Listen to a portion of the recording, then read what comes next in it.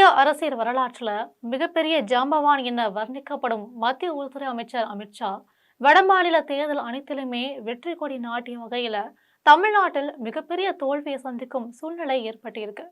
இதனாலேயே தமிழக பாஜகவும் டெல்லி பாஜகவும் மிகப்பெரிய பதற்றத்திலேயே இருந்திருக்காங்க. இது பற்றி ஜெம் தொலைக்காட்சி வழங்கும் சிறப்பு செய்தி தொகுப்பை இப்போது பார்க்கலாம்.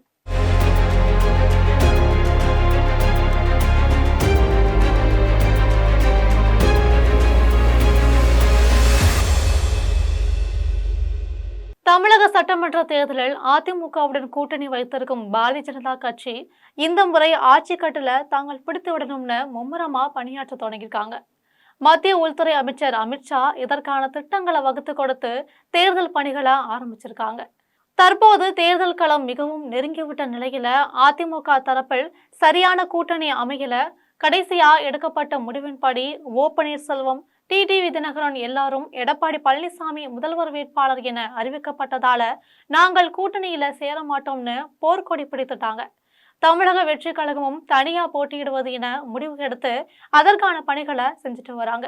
பாட்டாளி மக்கள் கட்சியை பொறுத்த வரையில மருத்துவர் ராமதாஸ், அன்புமணி ஆகியோரிடையே சமரசத்தை ஏற்படுத்தணும்னு டெல்லி பாஜக மீண்டும் தீவிர முயற்சிகளை எடுத்து வந்துச்சு. இருந்தாலும் அன்புமணிக்கு எதிராக ராமதாஸ் தொடர்ந்து போர்க்கொடி பிடித்து வராரு. இதனால பாட்டாளி மக்கள் கட்சியை கூட்டணியா சேர்த்தாலும் வட மாவட்டங்கள்ல போதிய வெற்றியை பெற முடியாத சூழ்நிலை தான் அதிமுக கூட்டணிக்கு ஏற்பட்டிருக்கு. இதற்கிடையில வருமான வரித்துறை சோதனை, அமலாக்கத்துறை சோதனைன்னு திமுகவுக்கு எதிராக டெல்லி பாஜக மேலிடம் பல முயற்சிகளை எடுத்து வந்திருக்கு. இருந்தாலும் திமுக தரப்புல அதை கண்டு யாருமே பின்வாங்கல. தற்போது வட மாநிலங்கள் அனைத்திலும் தேர்தல் திட்டங்களை வகுத்து கொடுத்து மிகப்பெரிய வெற்றி கண்ட உள்துறை அமைச்சர் அமித்ஷா தமிழ்நாட்டை பொறுத்தவரையில மிகப்பெரிய தோல்வியை சந்திக்க காத்திருக்கார் என்கிறார்கள் அரசியல் பார்வையாளர்கள். எந்த பக்கம் திரும்பினாலும் தற்பொழுது அதிமுக, பாஜக தவிர வேறு மிகப்பெரிய கட்சியை கூட்டணியில் சேர்த்துக் கொள்வதற்கு வாய்ப்புகள் இல்லாம இருக்கு.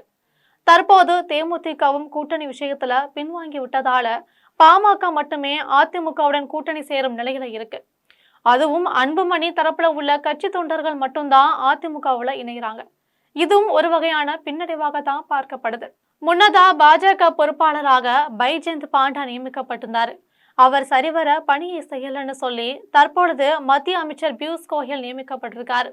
இருந்தாலும் அதிமுக பாஜக கூட்டணி விவகாரம் மிகப்பெரிய தோல்வியை தழுவிய நிலையில தான் இருக்கு. தமிழக தேர்தலை பொறுத்தவரையில் பிரதமர் மோடி உள்துறை அமைச்சர் அமித்ஷாவை நம்பி இருக்காரு. தற்பொழுது அந்த நம்பிக்கை வீண் போய்விடுமோ என்கிற நிலைமைதான் ஏற்பட்டிருக்கு.